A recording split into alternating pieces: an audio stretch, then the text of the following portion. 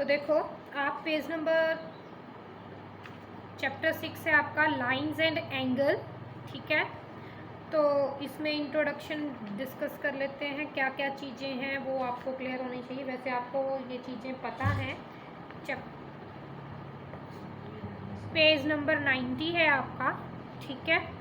तो page number 90 में क्या है, बेसिक टर्म्स एंड डेफिनेशंस हैं, ठीक है। पहले आपको उनके बारे में पता होना चाहिए, तभी आपका जो है क्वेश्चन। बच्चे वीडियो ऑन कर दीजिए, वीडियो ऑफ मत रखिए। मेरी वीडियो ऑन है, आप भी वीडियो ऑन कर दीजिए।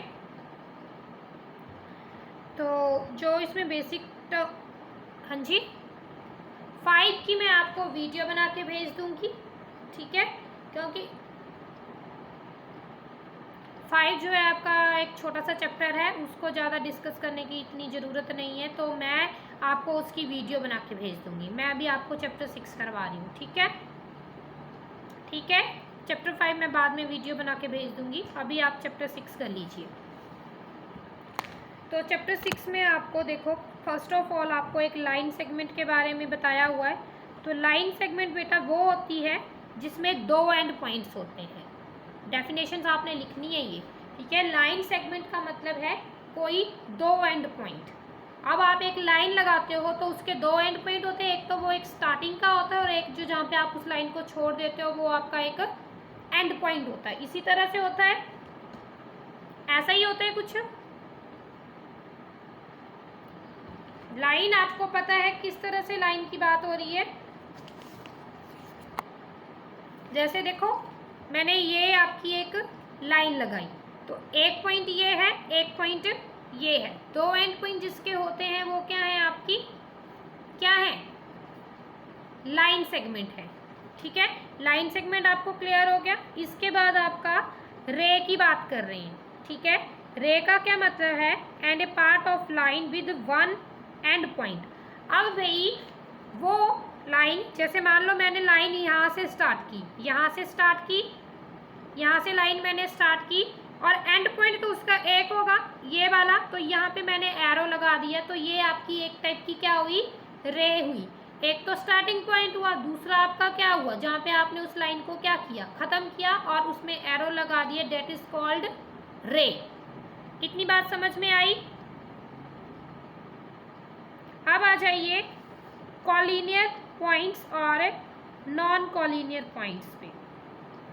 तो बोला इफ 3 और more points lie on the same line, अगर 3 या 3 से ज़्यादा पॉइंट्स जो हैं एक ही लाइन पे क्या कर रहे हैं, लाई कर रहे हैं, ठीक है। तो आप बोलोगे कि वो क्या है, कॉलिनियर पॉइंट्स हैं। एक लाइन में 3 या 3 से ज़्यादा पॉइंट जो हैं लाई करेंगे तो वो कॉलिनियर पॉइंट्स होंगे। अगर इससे कम है, इससे कम है, ठीक है, तो क्या है, वो नॉन कॉलिनियर है। इतनी बात समझ में आई। एक लाइन में 3 या 3 से ज़्यादा पॉइंट्स हैं तो वो कॉलिनियर पॉइंट्स हैं, और या इससे कम है तो वो क्या है, नॉन कॉलिनियर है। इतना समझ में आया, इतनी बात समझ में आई बेटा। ये पेज नंबर 90 पे सब कुछ लिखा है, ये तो चलो मैं आपको सारी चीज़ें बता रही हूँ क्योंकि मुझे लगता है ये बतानी चाहिए, अदरवाइज आप इनको रीड भी कर सकते हो कि मैं क्या चीज़ बता रही हूँ। क्लियर है बात, क्लियर है। अब एंगल्स की बात करते हैं, ठीक है। एंगल्स का क्या बोलता है, बोला एंगल तब बनता है जब 2 रेस जो हैं ऑरिजिनेट होती हैं सेम एंड पॉइंट से। अब एंगल कब बनता है, जब 2 रेस जो हैं, जैसे मान लो ये है, ये एक सिंगल रे है, ठीक है। अब इसी पॉइंट से मैं अगर एक और रे जो है वो क्या करती हूँ, ड्रॉ करती हूँ, ये मैंने ड्रॉ करी, ठीक है। तो ये एक ही पॉइंट से 2 रेस जो वो क्या हो रही है, ड्रॉ हो रही हैं। इट मीन्स ये आपका क्या बना रही है, एक एंगल बना रही है। तो एंगल आपका इस तरह से फॉर्म होता है। इतनी बात समझ में आई, इतनी बात समझ में आई। तो आपका एंगल जो है इस तरह से बनता है, ठीक है। इसके बाद आपका क्या बोला गया है, the rays making an angle are called the arm of the angle and the end point is called vertex of the angle. जो आर्म एक तो उसमें उस रे में आपके पास क्या मिल रही है, एक तो आपके पास उसमें आपको आर्म मिल रही है, ठीक है, एंगल जब बनता है तो एक आर्म मिल रही है, एक पूरी की पूरी रे मिल रही है, और दूसरा जहाँ पे वो लाइन जो है वो क्या हो रही है, एंड हो रही है, उस पॉइंट को हम क्या बोल रहे हैं, वर्टेक्स बोल रहे हैं, ठीक है, क्या बोल रहे हैं, वर्टेक्स बोल रहे हैं, किसका, उस एंगल का जो है वो वर्टेक्स है, ठीक है। अब बात करते हैं, आपको फिगर दी हुई है एक्यूट एंगल। अब एक्यूट एंगल क्या है, acute angle is that angle which is greater then 0 degree and less then 90 degree, that is called acute angle. Is that clear? अब उसके बाद आपके पास राइट एंगल की बात, बेटा ये आपका सारा का सारा 6th का टॉपिक है, अभी ये 9th स्टैंडर्ड में आप पढ़ रहे हो इसको, ठीक है। उसके बाद राइट एंगल है, राइट एंगल मीन्स जब राइट एंगल जो है 90 डिग्री के बराबर होता है, that is called right angle.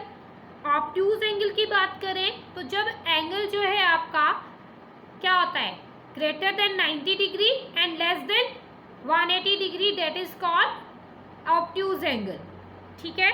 Straight angle, straight angle means angle is equal to 180 degree. Then reflex angle, reflex angle means angle is greater than 180 degree and less than 360 degree, that is called reflex angle. ये बात clear हुई? यहाँ तक किसी को doubt है किसी को यहाँ तक? मैंने सारी आपको चीज़ें यहाँ तक बता दी हैं, मुझे नहीं लगता डाउट में कोई कंडीशन होगी।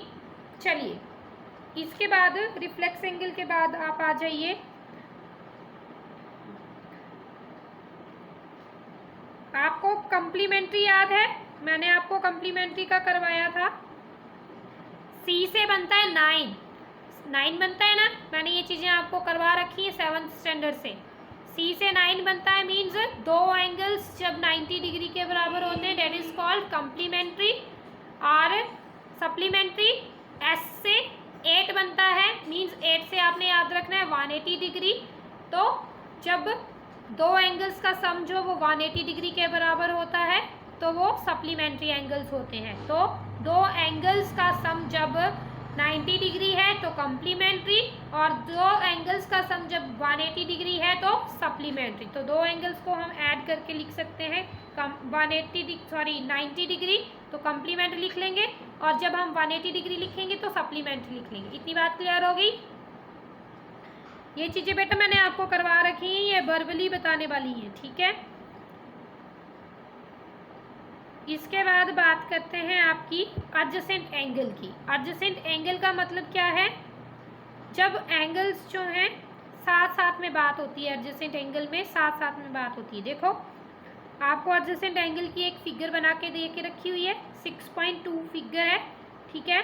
आपने बोला एडजेसेंट एंगल्स के बारे में पिछली क्लासेस में पढ़ रखा है, जब दो एंगल्स जो हैं एडजेसेंट होते हैं तो उनकी क्या होती है, एक कॉमन वर्टेक्स होती है, मीन्स एक कॉमन जो है वर्टेक्स होगी, कॉमन आर्म होगी, और their common arm are on different sides on the common arm. देखो आपके पास ए बी सी डी दे के रखा हुआ है, साथ में ए बी सी के बीच में एक लाइन है जो कि क्या है, बी डी है। अब बी डी जो लाइन है वो ए बी के लिए भी कॉमन है और बी सी के लिए भी कॉमन है। इट मीन्स ये क्या है, आपका एक एडजेसेंट एंगल है। इतनी बात समझ में आ गई? तो ए बी सी और डी बी सी जो है क्या है, एडजेसेंट एंगल है। यहाँ तक बात क्लियर हुई? यहाँ तक बात समझ में आई? ओके। इसके बाद आप बात करते हैं आपके वर्टिकली अपोजिट एंगल्स की।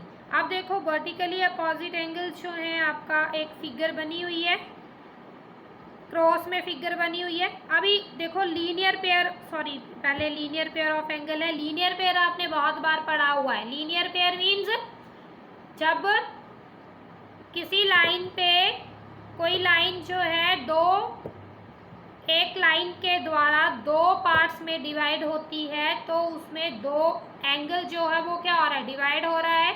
दोनों को ऐड करके क्या आना चाहिए, 180 आना चाहिए। जब 180 आता है it means this is linear pair of angle. यही होता है, यही बात करी है, अभी तक हमने यही पढ़ा हुआ। बेटा ये सारी चीज़ें जो मैं डिस्कस कर रही हूँ ना, ये आपने फेयर कॉपी में लिखनी है। अभी मैं एक नोट्स भेजूंगी, तो नोट्स में आपको लीनियर पेयर ऑफ एंगल का जो है वो मिसिंग है, तो आपने ये चीज़ जो है इसमें से लिख लेनी है, ये फिगर ड्रॉ कर लेनी है, और आपने बोल देना है कि एंगल ABD और DBC जो है क्या है, लीनियर पेयर ऑफ एंगल्स हैं। लिख सकते हो ना, तो इसको लिख लेना। इसके बाद आपका वर्टिकली अपोजिट एंगल है, जिसमें आपको क्या दिया हुआ है, जब दो लाइंस जैसे कि AB और CD आपस में इंटरसेक्ट करती हैं किसी एक पॉइंट O पे, तो वो क्या होते हैं, उसमें दो पेयर बनते हैं वर्टिकली अपोजिट एंगल्स के। ठीक है, तो वो एक पेयर तो क्या बना, A और D, B और C, ये एक पेयर है। दूसरा क्या बनेगा, B और D, A और C। तो ये भी, ये इस तरह के जो एंगल बनते हैं वो कौन से एंगल होते हैं आपके, वर्टिकली अपोजिट एंगल्स। इतना समझ में आया, इतना समझ में आया। इसके बाद बात करते हैं आपकी intersecting and non intersecting angles. ठीक है, तो इंटरसेक्टिंग और नॉन इंटरसेक्टिंग में, इंटरसेक्ट का मतलब क्या है, जब दो लाइनें या दो से ज़्यादा लाइनें एक पॉइंट पे इंटरसेक्ट करती हैं, मीन्स मीट करती हैं, तो आपको उस पॉइंट को क्या बोलते हैं, इंटरसेक्टिंग पॉइंट बोलते हैं। जब दो लाइनें, मैंने बोल दिया ये है, ये एक लाइन है, इसको बढ़ा दीजिए, इसको बढ़ा दीजिए, ये यहाँ पे एक पॉइंट में मिल रही है, ये क्या है, इंटरसेक्टिंग पॉइंट है। क्लियर हुआ इतना। और नॉन इंटरसेक्टिंग क्या होगा, जहाँ पे कोई भी लाइन जो आपस में नहीं मिलेगी। जैसे मान लो मैंने ये लाइन ड्रॉ की, ये लाइन ड्रॉ की, ये आपस में नहीं मिल रही है, यहाँ पे कोई पॉइंट ऐसा नहीं आ रहा है जहाँ पे ये मिल सकती हैं, तो उसको हम क्या बोलेंगे, नॉन इंटरसेक्टिंग बोलेंगे। Is that clear. आपको ये फिगर में दे के रखा हुआ है, दे के रखा है इंटरसेक्टिंग लाइन जब मीट करती है किसी एक पॉइंट पे, और नॉन इंटरसेक्टिंग लाइंस मीन्स जब वो मीट नहीं करती हैं। यहाँ तक क्लियर हुआ बेटा। जब तक चैप्टर समझ में नहीं आएगा तब तक एक्सरसाइज हम नहीं कर सकते हैं। चैप्टर समझने के लिए पहले आपको एक्सरसाइज का जो डीपली नॉलेज है वो पता होना चाहिए, तभी आपका चैप्टर जो वो सॉल्व होगा। ठीक है, इसीलिए आपको मैं छोटी छोटी चीज़ें सारी बताती हूँ ताकि आपको प्रॉब्लम ना हो।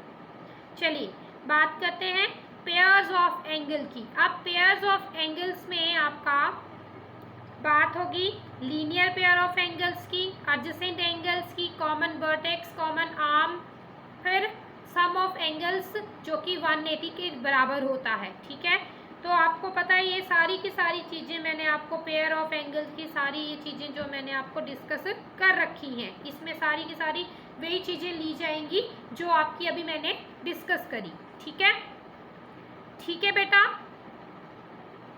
ठीक है। मेन बात ये है कि जो लीनियर पेयर ऑफ एंगल्स हैं उसमें सम ऑफ टू एडजेसेंट एंगल जो वो हमेशा किसके बराबर होता है, 180 डिग्री के बराबर होता है। ठीक है, अब बात करते हैं पैरेलल एंड ट्रांसवर्सल लाइंस। आपको पैरेलल और ट्रांसवर्सल लाइन के बारे में मैंने बहुत अच्छे से बता रखा है। कौन सी क्लास में, 7th में भी बताया है और 8th में भी बताया है, दोनों ही क्लासेस में बताया है। आपको याद होगा कि 7th में आपको उस फिगर के थ्रू आपको मैचअप्स डाले जाते थे ना। उस फिगर की बात कर रही हूँ मैं जिसमें आपको पैरेलल लाइंस दी होती थी और उसमें एक ट्रांसवर्सल लाइन दे के रखी होती थी। कौन सी लाइन है, ट्रांसवर्सल लाइन। ठीक है, तो उसकी बात हो रही है। आपको उसमें आपको एक तरह के कॉरस्पॉन्डिंग एंगल्स मिलते थे। ठीक है, फिर अल्टरनेट इंटीरियर एंगल मिलता था, अल्टरनेट एक्सटीरियर एंगल मिलते थे। ठीक है, ये सारे के सारे आपको उस फिगर में मिल जाएंगे। अगर 7th की बुक्स रखी होंगी तो आपको वो चीज़ क्लियर हो जाएगी। ठीक है, नहीं होगी तो भी आपको पता चल जाएगा, क्योंकि यही चीज़ें इस चैप्टर में हमने डिस्कस करनी है। ठीक है, उसके बाद आपको रिलेशनशिप बिटवीन एंगल्स, फिर एंगल्स में जो रिलेशनशिप है उसके बारे में देखना होगा। मतलब छोटी छोटी जो चीज़ें हैं इस चैप्टर में आप डिस्कस करोगे जो आप ऑलरेडी डिस्कस कर चुके हो, ठीक है। बट हम फिर भी इसमें क्या करेंगे, उन चीज़ों के बारे में डिस्कस करेंगे। आपकी क्लास का टाइम लगभग हो ही गया है, तो जहाँ तक अभी डिस्कस कर लिया है वो कर लिया है। एक्सरसाइज हम नेक्स्ट क्लास में स्टार्ट करेंगे, ठीक है। तो जो मैं अभी आपको होमवर्क भेजूँगी डेफिनेशंस का, वो आपने लिख लेना है और जो मैंने समझाया है उनको समझने की कोशिश करनी है। पैरेलल लाइंस और ट्रांसवर्सल लाइन का जो टॉपिक है वो आपका पेज नंबर 98 पे भी देके रखा हुआ है, दिया है आपको। इसी तरह की फिगर थी जो आपको मैचअप्स में डाली जाती थी कि कौन सी लाइन आपकी कॉरस्पॉन्डिंग एंगल बना रही है, alternate interior angle, alternate exterior angle, same side के एंगल जो इंटीरियर है, वो सारे आप ऑलरेडी पढ़ चुके हो। आपने वो चीज़ें क्लियर, आपको मैंने वो चीज़ें क्लियर करवा दी हुई है, ठीक है। तो ये हम फिर बाद में नेक्स्ट वीडियो में डिस्कस करेंगे, ठीक है। आज के लिए इतना ही काफ़ी, थैंक यू।